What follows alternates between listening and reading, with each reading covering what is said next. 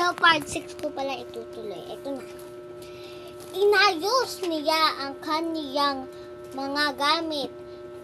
Inalagay niya sa bago niyang bag ang kaniyang mga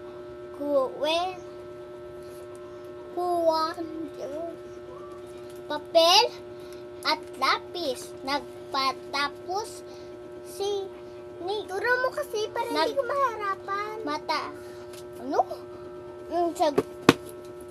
Matapos niya ihanda ang kaniyang mga gamit. Turo mo kasi. Kinuha niya ang kaniyang tuwalya.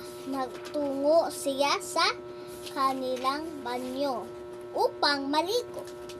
Okay, gusto nyo ba maligo? Sa tuwing pasukan, dapat maligo kayo kasi ang baho-baho niya. At ang That's it!